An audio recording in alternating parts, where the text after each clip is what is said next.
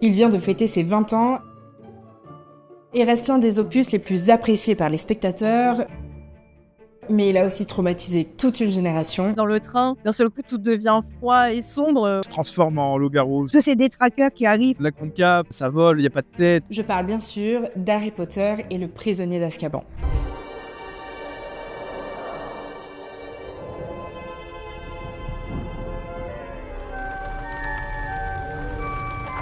Bienvenue, bienvenue pour une nouvelle année à Poudlard.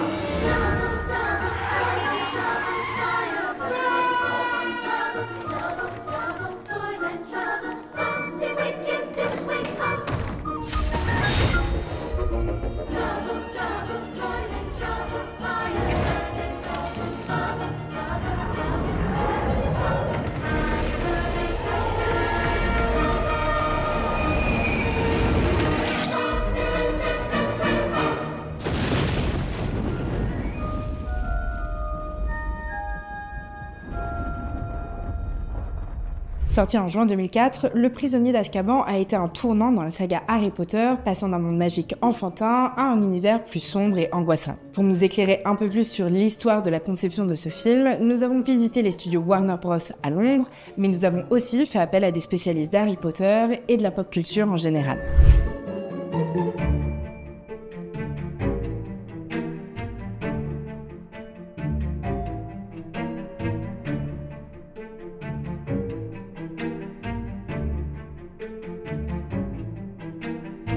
Dans un premier temps, si Harry Potter et le prisonnier d'Azkaban est si différent par rapport aux deux premiers films, c'est parce qu'il y a eu un gros changement de réalisateur. En effet, pour Harry Potter à l'école des sorciers et Harry Potter et la chambre des secrets, c'est Chris Columbus, très connu pour les Maman j'ai raté l'avion ou encore Madame Doubtfire, qui a été chargé d'adapter les livres de J.K. Rowling. Chris Columbus, dans les deux premiers films, il hérite de la lourde tâche de lancer cette saga, qui est un livre pour enfants, avec des enfants acteurs qui ont très peu d'expérience de jeu. On va découvrir Poudlard à travers leurs yeux, à travers les yeux de Harry, qui s'émerveille, qui sort de son monde moldu où il est maltraité et qui arrive à Poudlard et tout est merveilleux, tout est incroyable, tout est magique. Et la recette est payante puisque les deux premiers films ont rapporté près de 2 milliards de dollars. Mais après ces films, Chris Columbus décide de quitter le monde d'Harry Potter et le Royaume-Uni où avait lieu le tournage pour se rapprocher un peu plus de sa famille aux États-Unis. Les producteurs cherchent donc un nouveau réalisateur et c'est finalement vers Alfonso Cuarón, un réalisateur mexicain, qu'ils se tournent. Alfonso Cuarón, il est très connu pour Gravity ou encore Roma, mais à l'époque,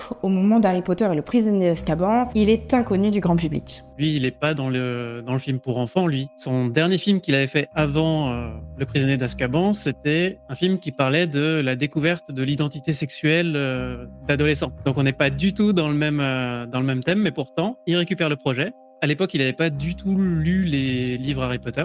Et pour l'histoire, c'est Guillermo del Toro qui l'a convaincu d'accepter le projet et de se mettre à la lecture parce que c'était un univers qui, d'après Guillermo, était vraiment fascinant et qui allait lui plaire. Et c'est avec un regard neuf qu'Alfonso Cuarón décide de remodeler totalement Harry Potter pour en faire une sorte de film d'horreur pour enfants. Il a fait complètement table rase et il s'est dit ok, on va amener Harry Potter vers une autre direction. Donc on passe des deux premiers qui étaient hyper saturés en couleurs, t'avais beaucoup de dorures, de trucs comme ça. Lui, il a amené dans une esthétique beaucoup plus sombre. La mise en image a été faite un petit peu comme un film d'horreur. Même la colorimétrie est beaucoup plus terne. Quand tu compares les deux images, c'est vraiment flagrant. Et il y a beaucoup d'éléments qui apparaissent dans le troisième film qu'on ne voit pas avant, comme les détraqueurs, l'épouvantail par exemple, des loups-garous. Et il y a des nouveaux personnages dans le prisonnier d'Azkaban comme Sirius par exemple, le professeur Lupin. Et tous ces personnages-là très secrètes et ces nouvelles créatures plus sombres donnent aussi cet effet plus effrayant. Et pour se détacher encore plus de ce que Columbus avait fait, Cuarón décide d'impliquer dans la réalisation du film les acteurs qui sont depuis devenus des adolescents. Avant de lancer vraiment le tournage, il va demander aux trois acteurs principaux de rédiger un essai sur quel est leur personnage, comment leur personnage vit cette histoire, etc. Et les trois acteurs, donc Hermione, Emma Watson, va rendre un essai d'une dizaine de pages. Daniel Radcliffe, Harry, va rendre 1 ou 2 pages. Et Rupert Grint ne va rien rendre. Et il va dire, c'est comme ça que Ron le ferait. Et Alfonso Cuarón lui dit, effectivement, tu as tout compris à ton personnage. C'est bon pour moi. Mais donc, on arrive vraiment à un moment où il va va un peu plus les impliquer. Et l'approche est vraiment différente là-dedans, non seulement pour le public visé, mais aussi vis-à-vis des acteurs eux-mêmes et de leur expérience déjà acquise sur un tournage. Il a amené aussi plus de réalisme. Il a encouragé, par exemple, à utiliser des vrais vêtements plutôt que d'avoir les robes de sorcier en permanence. Et donc, chacun sur le plateau pouvait décider aussi de s'habiller comme il voulait. Est-ce qu'il voulait mettre sa robe de sorcier ou est-ce que c'était des habits de tous les jours? Et donc, on a eu un truc qui était beaucoup plus proche de ce qu'on aurait dans une vraie école plutôt que d'avoir plein de petits soldats identiques. Là, on avait une vraie diversité qui a été créée par Alfonso Cuarón. Mais si les décors, les costumes et l'ambiance changent par rapport aux 2 premiers films, un autre élément fait du Prisonnier d'Azkaban un opus unique. Les personnages principaux ont grandi. On arrive dans un univers qui est beaucoup plus l'adolescence. En fait, on tourne vraiment la page de l'enfance et de la découverte merveilleuse du monde de Harry Potter. Il y a vraiment le premier film, on découvre le monde, on découvre la magie, on découvre Poudlard. Le deuxième film, on commence déjà à avoir un peu des côtés un peu plus sombres. Et ce troisième film marque vraiment le basculement. Mais avec des acteurs plus âgés, on observe une certaine émancipation qui pousse aussi leurs personnages à s'exprimer par eux-mêmes. On voit que dès le départ, par exemple, Harry est placé tout seul. Et l'isolement d'Harry va être vraiment un élément central dans le film. À chaque fois, dans énormément de plans, il est isolé à l'image ou alors il est coupé du reste du groupe pour bien marquer comme ça une cassure et un début de création de son identité propre, de l'acceptation aussi de son destin. Il va accepter aussi des émotions plus violentes, mais on a aussi sur d'autres personnages comme Hermione qui va s'émanciper un petit peu des règles pour pouvoir suivre tout le cursus en même temps et en même temps mentir à ses amis pour cacher cet élément-là. De sale petit cancrelat répugnant. Ça fait du bien. C'est un mix en fait de plein de choses qui fait qu'on arrive sur des thématiques qui sont aussi beaucoup plus sérieuses. Car oui, Alfonso Cuarón décide avec ce film d'aborder des sujets beaucoup plus sensibles. Sirius Black s'est évadé de la prison d'Azkaban. Jure-moi que tu n'essaieras pas de retrouver Black. Pourquoi est-ce que j'essaierais de retrouver quelqu'un qui veut me tuer?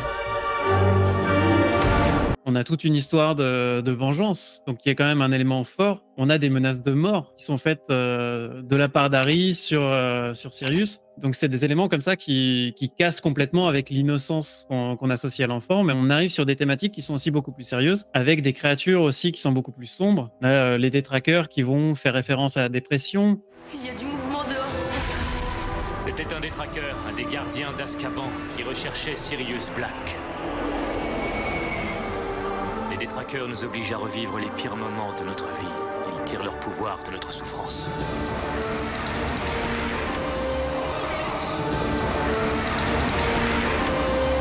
Et c'est des thèmes comme ça qui sont pas simples à évoquer quand on parle à un public qui, a priori, a entre 10 et 17 ans. La majorité des spectateurs à l'époque d'Harry Potter étaient dans cette période-là d'adolescence pure, quoi. Avec Alfonso Cuarón, Harry Potter change donc totalement de cap et s'affranchit des règles mises en place par Chris Columbus. Ces changements ont également posé les bases de ce que la saga Harry Potter allait devenir. Car oui, si les réalisateurs se sont enchaînés entre le 4e film et le 8e, un point est resté constant, Harry Potter est désormais un film sombre.